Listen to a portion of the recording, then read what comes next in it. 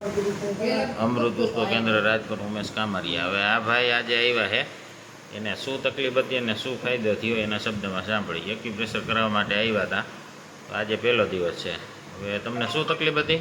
મને ઢીંડું દુખતું લગભગ 2-3 વર્ષથી આમનું. હા, અત્યારે આ કંઈક એક્યુપ્રેશર એટલે અટાણે મને રાહત દેખાય છે. હા, અત્યારે કેટલી તમને રાહત? અત્યારે આમ તો કે જે મને કહુતું હતું ઈવડે આપણે મટી ગયું, એમ બંધ થઈ ગયો. પહેલા તમે બેસીને જમો એટલી વાર બેસી ન શકતા, જમવું ને એટલી વાર બેસો, પછી ઊભો થાવ ને એટલે વાંકા હાલવું પડતું. અત્યારે તમે એટલી વાર બેઠા તો હવે ઊભો થઈ ગયો. અત્યારે એમ દુખાવો થયો કઈ ન થયો. તમને ફાયદો થયો? અત્યારે કેટલો ફાયદો લાગે?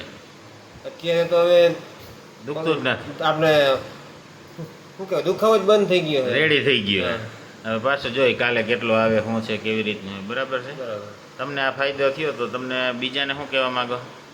મને આનું કંઈક રિઝલ્ટ આવે છે તો આપણે બીજા વ્યક્તિને કહે કે ભાઈ આવડા વસ્તુ કર્યા જેવું છે.